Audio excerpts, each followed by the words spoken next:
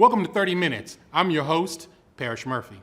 You know, approximately 66% of Americans are in some form of debt. Whether it's credit cards, student loans, or auto loans, the average debt of the average American, not including mortgages, is around $22,700. 1.13 trillion of household debt nationwide is attributed to just credit cards alone. Only 10% of Americans are actually debt-free, and most don't become debt-free until around the age of 58. Those numbers tell me America has a problem. It literally seems like just about everyone we know is in some form of debt, period. This is the first generation that will not make more money on average than their parents. It is impossible not to deal with financial institutions to make some of the large purchases you're going to need in your life. But before you do any of these things, it is imperative that you have a budget. I talked to Daniel Scholl. He's a financial coach that gave me some very good advice. Obviously, there's a difference between what we want and what we need. And many of us can't distinguish the difference. And that is why we are crazy in debt. Now, have advertisers just really hypnotized us? Why are we in so much debt? Well, you're onto something with the advertisers. I've read studies where no generation's ever been advertised to us like we are today. On average, how many times would you say you see an advertisement per day? Probably 20 times a day. Easy. It's like in the thousands. Easy. Right? Because, when we think about advertising, we think, well, I don't watch that much commercials on TV, or I stream commercial free. But it's not just that. It's the billboards. It's the signs. It's the clothing we wear. Every piece of clothing has got a branded advertisement on it. Social media. Right, social media. Right, I'm wearing just pulling up something on your phone. It's everywhere we go. And, it invades us all the time. And what happens is that people stop thinking about what their priorities should be, and they start letting the advertisers dictate to them what they think their priorities should be. And now you've let this advertiser be in charge of how you spend your money. To me, it feels like our nation thrives on us being not intelligent about our finances. So I think there's a lot of things going on, right? You come out of World War II and credit gets pretty easy in this country. And you have this establishing middle class that wants to live a certain, standard of living. You get into the 70s and that next generation wants to live that lifestyle too, but now you're starting to see inflation, starting to see, pricing go up and buying power go down. And for the first time, really, you get credit cards that anyone can get a credit card. It used to be really, really hard. People used to get that American Express card and be like, man, I have accomplished something, right? But now you can get a credit card with your eyes closed. We've just made credit incredibly easy. We've told people, look, if you want something, you deserve it, go ahead and get it. But never mind if you can afford it. Never mind if you can afford it. But, almost no other country on the earth does it that way. Most countries, you want to buy something, you got to save up and pay cash for it. And we've really gotten away from that here in this country. Wow. I remember in college, and this was years ago, I mean, they would go to college campuses and they would give college kids credit cards. Yeah. But no business. No business with a credit card. I remember my first week of classes, and fortunately that's banned now. They don't allow credit card companies on campus. They're like, hey, you want a free college T-shirt and slice of pizza? Well, yes, I do. Fill out this credit card application. For $5,000, and then right. by Friday, when you're at your max, but you look good. Right. And just to be clear, I'm not totally anti-credit card. They're very handy. They're convenient. They provide safety, but a lot of people look at them as a form of income. Hey, I've got $5,000. No. It's a tool. It's a tool. But you don't have $5,000. The bank has $5,000. They're letting you borrow it. For a price. For a steep price. For a steep price, for sure. You mentioned budgeting. I agree. Everybody needs a budget. But I do think budgeting kind of has a negative connotation, right?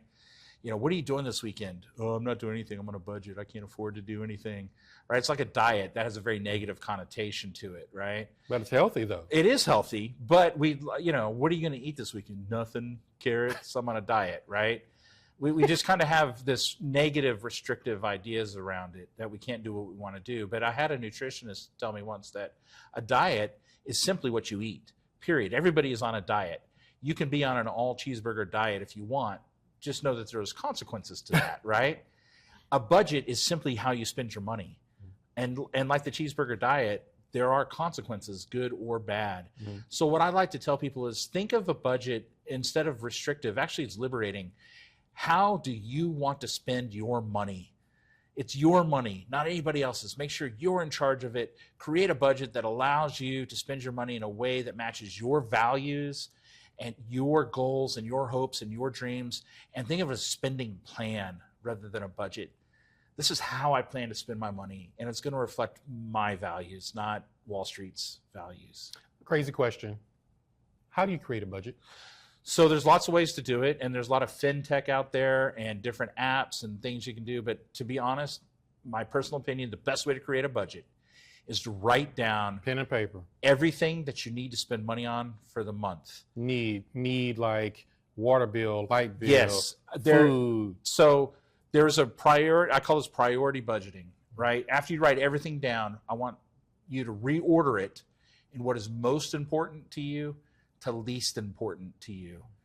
And nobody should tell you how to make your budget, right? Now, that said, I'm going to tell you kind of how to make your budget. But You start with life critical needs, right? You need shelter, you need water, you need utilities, right? You need like electricity on. You may need to take some life critical medicines. Those things need to be your top 4 spots, right? Rent, water, electricity, critical medicines. That's not the end of your needs. Then I say there's also like non-life critical needs, right? You still need transportation, you need clothing, you need to take care of your hygiene, down the list. And this is where things get to become your own list, right? Because people will ask me sometimes, well, hey, where do I put tithing? And I say, that's a great question. Where do you put it? It's your list. That's between you and your church and your deity, right? I'm not going to get into that. Where do I put my daughter's cheerleader camp? That's your values, right? I can't answer that for you. But, you decide what those values are. And then, the third category is think about how you owe people money. And that might be near the top, but there's an order to pay people back. That's, who can take stuff away from you. So, make sure you're paying the government if you owe the government money, and that could be federal, state, local, student loans, child support. You got to take care of all that. And then if you've got any sort of secured debts like a car loan or a home loan, right, they can repossess stuff. You don't want that to happen. And then finally you do your unsecured debts. And then after all of that come your wants. And don't forget to put savings in your budget as well, because hopefully you're working to make you rich, not somebody else. Most people don't. They'll say, well, I'll save what's left over. No. Make saving an item up there. Make it a priority. Make it a priority. What's a good strategy to save money? If you because you know what, sometimes you look at your check and you look at what you have and you just say, wow, how can I possibly save? Obviously, it's going to take some type of restriction in other areas, but what's a good way to do that? So the best way is to make it as easy as possible to get the money into savings and difficult to get it out. So a great example of that is with a retirement, right? With an employer-sponsored retirement plan. Your 401k, your 403bs, your pension, whatever, that automatically comes out, and you can't really get the money out unless you've hit a distributable event, right? And so that's why most people will leave that money in those retirement accounts. Do the same thing with your emergency savings. See if your employer will allow you to split your paycheck. A lot of them will let you do that. Say, I'm going to have, X amount of dollars a month out of every paycheck go to this savings account, preferably at a bank that your checking account is not at, or maybe a credit union. Credit cards. Yeah. They make up the bulk of American debt. By far. Well, excluding mortgages. Excluding mortgages. Right. Now, how do we get out of that? So the first thing you need to do when you're in a hole is what? Stop digging. If you want to get out of credit card debt, the first thing you need to do is stop using your credit card. Now, I don't necessarily endorse closing that credit card because you might need it. And if you shut that line down, it can have an adverse impact on your credit score. Keep your credit lines open, but first thing you got to do is stop spending. And then I would say get with a financial coach or someone who can help you. You can do it online and create like a what we call a debt snowball plan, which is basically a plan of attack to pay off all your debts in a certain order and you can usually get down to a month and year of when you will be debt free. and there's a lot of strategies on there on how to do it. But step number one is you're probably going to have to make some lifestyle changes. And if you're supplementing your income through those credit cards, you're just going to have to stop. And unfortunately, I think too many Americans are trying to keep up with the Joneses. And the Joneses are broke too. The Joneses are broke too. I when I worked in banking, I had lots of very, very wealthy people who were drowning in debt because they were just trying to keep up with their neighbors and live a certain lifestyle. Wow. And I think that, if you live within your means, you'll be a lot happier, because really it's not necessarily how much you make, right? It's how much you keep. I would love to make $200,000 a year. Wouldn't we all? But if you make $200,000 and spend 220, yeah, you're better off making 50 and only spending 40. Right. Talk to me about charge-offs. Okay. What happens when you have a credit card and maybe you've paid on it and then they just say, you know what, we're sick of you, and they charge it off? Number one, what is a charge-off? And then is that beneficial to the person who had the credit card? It can't. Well, okay. First off, a charge-off is when you've not paid on this credit card for a certain period of time. You've gone into default, and then they've now closed your account, and they've determined basically we're not going to be able to collect on this, and so they will charge off the debt. They get to take that as a tax write-off. You actually may get a 1099 on that, because that will be considered income. Wow, I did not know that. Yeah, it depends if they want to file the paperwork or not. And they also may sell the debt to a third-party debt collector. And should you pay it if they do? At the end of the day, it's a moral question. All I will say is, so once you've been charged off, if you pay that charge off, it will not improve your credit score. Wow. So if I have credit card XYZ and credit card XYZ charges off my account because I got laid off, I couldn't pay on it for whatever particular nothing reason. Nefarious, just life circumstances. Just life experiences. I wasn't able to pay on it, and at the end of the day, they were paid. They filed a claim, and they were paid, so they didn't really lose any money. Well, they might have gotten, they probably didn't sell it for the full amount, right? So, but they've got something. But they got something back for it, right? Or they got the tax write-off. Okay, and so they've sold it to someone else, right? And it's really incumbent on you if you want to pay it or not. Yeah, exactly. You're under, in Texas, we're fairly well protected from our creditors. If somebody's watching this from another state, other states have different laws, but it's kind of hard to compel somebody to pay an unsecured debt in Texas. And obviously, I don't encourage letting accounts get charged off, but just know that if you pay off a charge off, it will not impact your credit score. You're not going to make the changes in your financial lifestyle until you really decide to make it a priority. That's the first step. And if you don't take that first step, none of the other steps are going to happen. Everything else is kind of smoke and mirrors, to be honest. The first step begins with you deciding to make the changes in your life to get where you want to go. Eating out it's the number one budget buster that I see, to be honest. And, people, when they think about eating out, they often think about just fancy restaurants, a nice dinner, going to Papa Do's or something like that. No. Kolaches on your way into the work in the morning, that's eating out. Do that 5 times a week. Pick up a bucket of chicken from the Kentucky, obviously we're not endorsing anybody, from wherever your favorite. But chicken is expensive. People say, well, I didn't eat out. I brought it home. Oh, you went and you got it and brought it home. Yeah. That's funny. Yeah. Watch your eating out. I would say most people, that's where they can really save a lot of money. And I get it. People are tired when they get home. They don't want to do it. Meal planning can save you so much money over time. It cuts down on how much food you throw out, right? Because people, they buy groceries, they come home and they say, what am I going to cook with this? But if we think about how a commercial restaurant works, or like a hospital, or some sort of commercial kitchen, they set their menu. Yeah, they do. And then they buy their groceries, and that way they hardly throw anything out. If you can start doing that, you're going to be surprised how much money you're going to save, because eating out is so expensive. Great. Oh, HCC's financial coach, Daniel Scholl, thank you so much for your time. I really appreciate it. My pleasure. Thank you, sir. All right. This gentleman's name is Michael Green. He is Vice President of Business and Community Development and Governmental Affairs for Primeway Federal Credit Union. He's been doing banking for quite some time. What is the primary purpose of a bank or credit union? The primary purpose of a bank or credit union is actually to service their members for a credit union or their customers in their community, whether that's their financial needs or building wealth to get them where they're looking for a home, first car, things like that.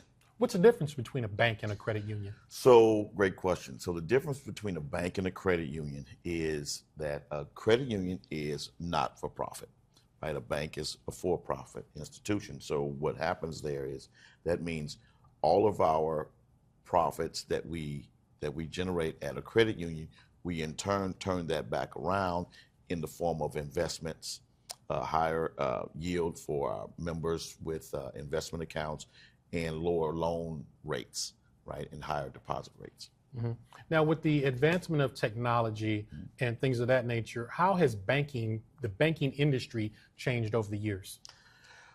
Quite substantially. So what has happened over the years where normally, our mothers, grandfathers and things like that, grandparents would go to brick and mortar banks, right? Mm-hmm. Brick and mortar credit unions. But now with the integration of technology, we've gone to digital banking, right? So digital banking is huge around the world, globally, right? You can go, everyone can pull up their account from their app. They can do Zelle transactions, Venmo transactions, anything from their cell phone now, see their whole profile, banking profile from whatever account that is, whether it's a credit union or a bank. Something really crazy that has happened over the years. Banks are starting to charge you to hold your money. Correct. So that is for several reasons, right? So it costs credit unions, it costs banks to run the organizations, right? To run the institutions. So we have to, in some way, get some type of income back to help run it. For instance, but that's banks. Credit unions, we have benefits, right, to our memberships, right? So to your checking account, it would be tons of perks, tons of benefits that really offset that fee, right? If you want to call it that. The fee is very minimal, but I understand to some people it could be a lot, right? Mm-hmm. If it's $5 or $6, that $5 or $6 matters, right? Mm-hmm. But we give a lot of perks and benefits to our checking accounts that really save our members tons of money from other products that they would have to purchase comes free in our checking account. Even though we have a minimum fee, the charge that they would have for those other products would be a lot more than what they're paying. What are the advantages of having a good credit score? So the advantage of having a good credit score, there's several advantages of having a good credit score. For instance, one, you'll get you'll be able to get a lower interest rate, mm-hmm. right? It helps you to helps your approval rate of getting approved for a loan, for an auto loan, for a mortgage, or whatever you may need that you're looking for. A good credit score also helps you to, in some cases, employment, in a lot of cases, insurance, right? A lot of people may not think of that. When you go to get auto insurance, they pull your credit. Wow! Right? So they rate your premium based off your credit score, right? So these are things that we have to be vigilant about our credit score, so we don't get higher rates on our insurance premiums, higher rates on your loans, higher rates on different things. How do you maintain a good credit score, just on average, or even if you had a bad credit score, how can you improve it? Okay, so two-part question. So to maintain a good credit score, your credit score is comprised of 5 different variables, mm-hmm. right? So one will be your payment history, your derogatory history, your credit utilization, your age of your credit, you also have your credit mix, and the last one will be your credit inquiries, right? So all of those 5 things, and this is just a high level because we could do a 2-hour, 3-hour show on just credit. 30 minutes. We ain't got that kind of time. So those are the 5 things that are comprised up in your FICO score that determines your credit score. And What's each credit one- mix? So credit mix is if you have an auto loan, that's an installment loan. If you have a credit card, that's a revolving debt. Like your American Expresses, those are charge cards, right? So they're not considered a credit card, right? Because you have to pay that balance at the end of the month, right? So those are some of the things, and a mortgage, right? So those are things that a mix of credit. So So basically diversity of what you're paying. diversity of what you're paying, because you understand that a mortgage is fixed. So a mortgage and an auto loan, that's a fixed payment, right? So that doesn't carry as much weight as a credit card, right? A credit card, you have to maintain that credit balance, right? Every month. You don't never want to go over 30% of your credit balance, right? Meaning, well, I say your credit balance, but you never want to go over 30% of your credit limit, right? So you always want to keep that 30% or below, because once you go over the 30%, your credit score drops significantly.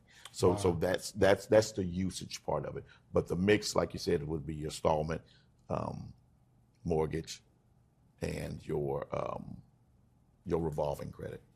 We were talking earlier, if you still need to keep or still need to continue to use your credit cards if you have them, because if you completely pay them off, I thought, well, hey, why would your credit score drop if you've paid off all of your credit cards? Well, that goes back to the credit history, right? So your credit score is also rated on the back end on how long you've had that trade line, right? So the longer you had that trade line, the better it's going to make your score, right? So you never want to get a card or have a card and just cancel that card, because now that drops your credit worthiness on the back end, right? So let's say your credit worthiness is $150,000, right? So they're saying, okay, this person can maintain $150,000 worth of lines of credit, but you go and you cancel a $10,000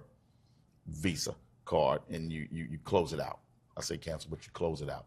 Well, what that does is now that drops your credit worthiness from 150,000 to 140,000, and in the grand scheme of things, that hurts you. That also drops your credit score, because you dropped the trade, you cancel the trade line, and credit FICO wants to be able to rate you off of you being able to maintain that level of responsibility.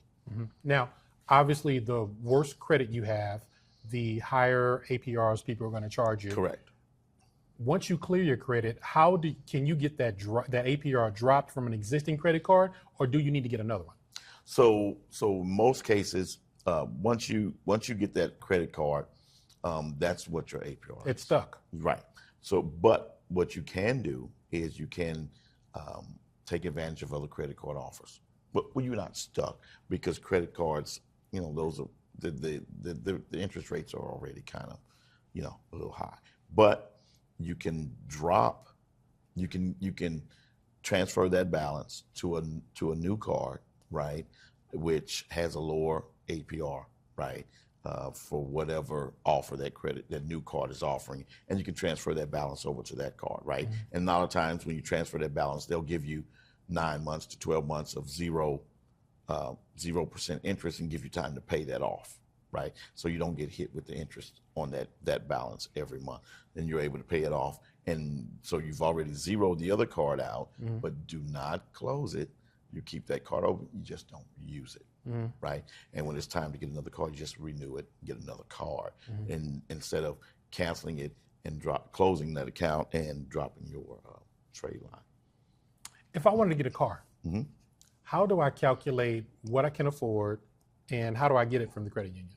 So the way you calculate what you can afford is you add up all of your debt that you're paying all of your revolving installment debt, those minimum payments, mortgage as well. You add those up and you divide them by what your total gross income is for the month, right? Whatever that number is, that's how much you can afford, right? So it's going to give you a number of, let's say, 35%, 45%, 55%. So what that number means is 55% of your income goes to debt, paying bills, right? Or 45% of that income goes to paying bills. So what happens is, to get qualified, some lenders go up to 55%, some do 45% of your debt ratio, debt to income ratio, and that's your qualification. Now, that's all that you add. You've added your, you also have to add your, that's your front number. To add with the payment, you say, okay, let's say you go to a dealership and they say, okay, well, my car note is $750. So you add $750 to that total number of debt that you already have, right? Plus insurance.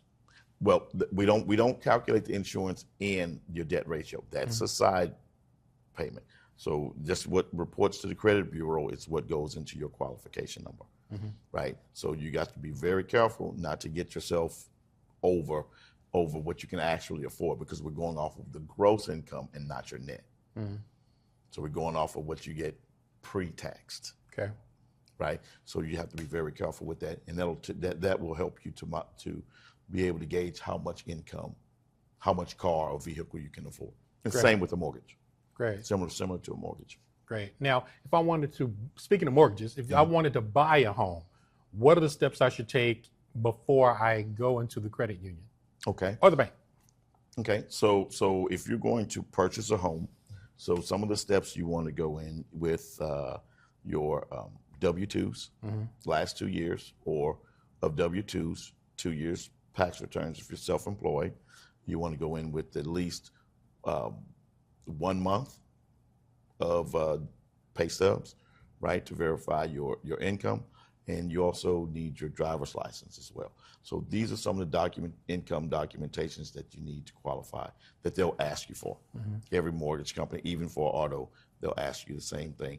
And we have programs in place at the credit union for autos and for mortgages that we've implemented for college students, first-time auto buyers. I'm kind of going back a little. First-time auto buyer program for students.